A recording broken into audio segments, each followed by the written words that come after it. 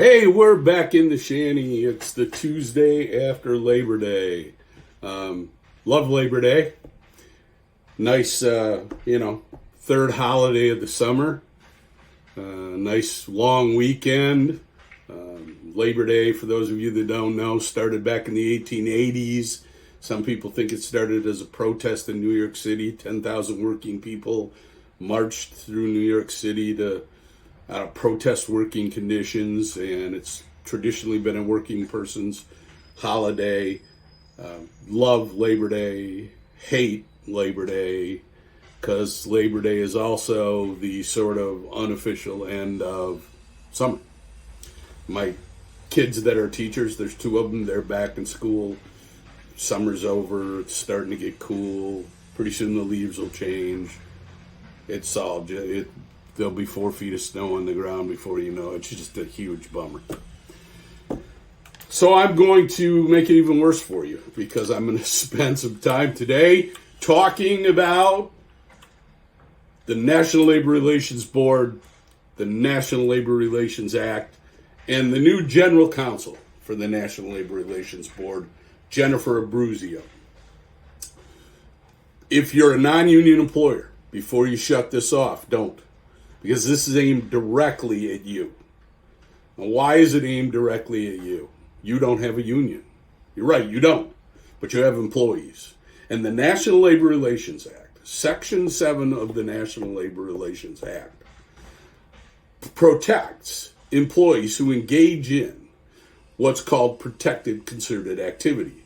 It's these employees getting together to bargain with their employer over terms and conditions of employment. That's true whether you have a union or not. Your employees, if you're an NLRB covered employer, and most employers in the United States are, you engage in commerce.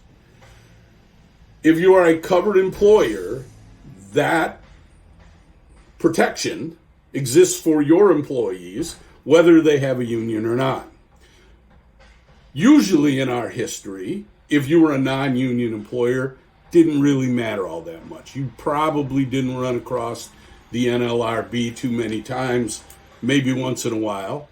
But you see it from time to time. We have some charges come in from time to time, unfair labor practice charges, that are filed against non-union employees.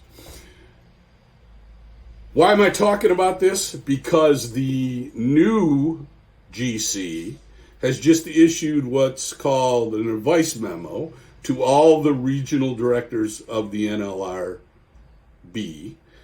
telling the regional directors essentially what she wants them to bring to her, so she can make a decision about whether or not she's going to try these cases. And she broke this thing up into 3 categories.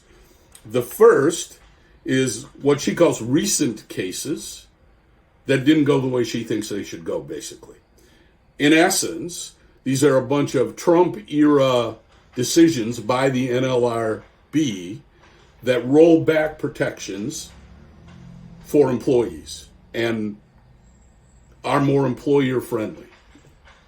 The second area that she wants to look at are things that are not recent cases, but she still wants to examine them to see if precedent should be rolled back. And then the third are things she calls other issues. All right? We're going to focus on that first area. And there's a bunch of things that she points out in that first area. And we're not going to focus on all of them at all. I'm just going to touch on a few of them.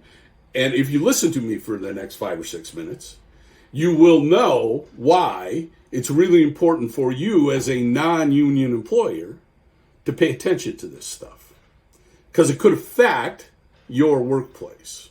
So I'm not going to go into too much detail about how this works, other than when the regional director gets a case, the GC, the General Counsel, who is the top lawyer for the National Labor Relations Board. She doesn't sit on the board, but she's the top lawyer for the board.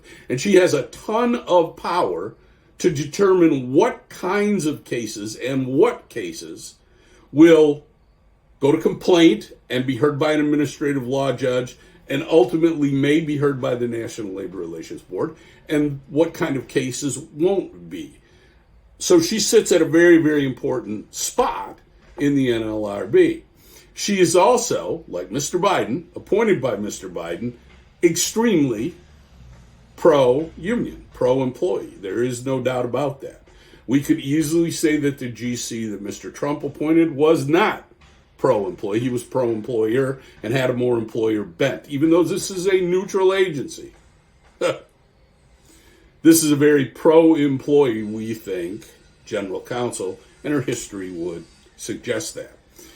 In her memo, she identifies 11 broad categories of board cases, which she refers to as doctrinal shifts, that the Trump board overruled what she considers standing precedent in many cases that she wants to reexamine.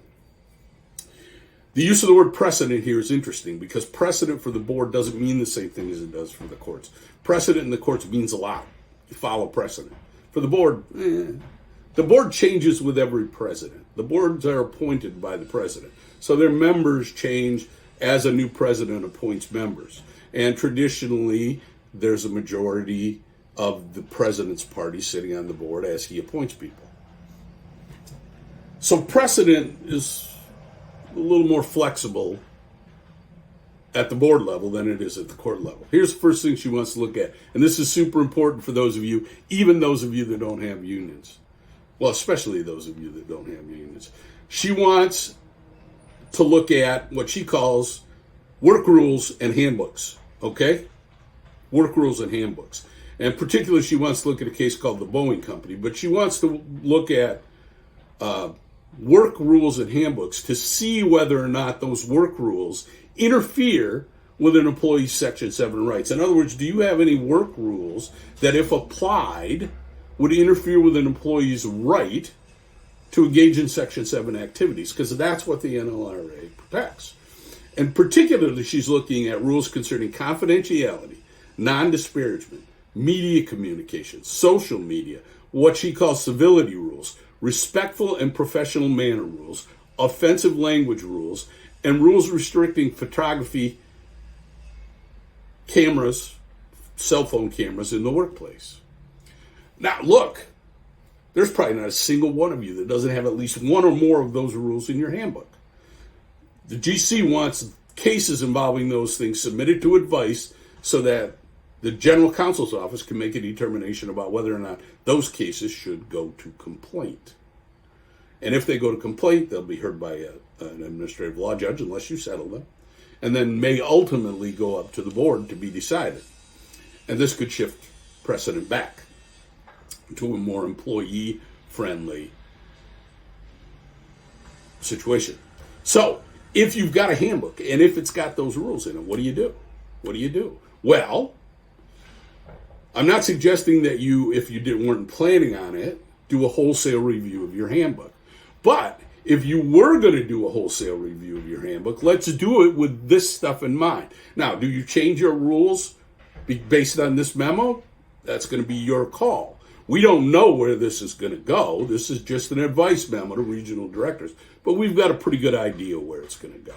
And we've got a pretty good idea that some of these protections are going to be rolled back. So you've got decision points you have to make now. Do I keep the rule the way it is and take my chances? What's my risk tolerance? Or do I try to formulate a rule that's going to comply with whatever this new standard is going to be? And at least you want to be aware of where the hot spots are in your handbook. So if you're going to do a handbook review, let's do it with this in mind.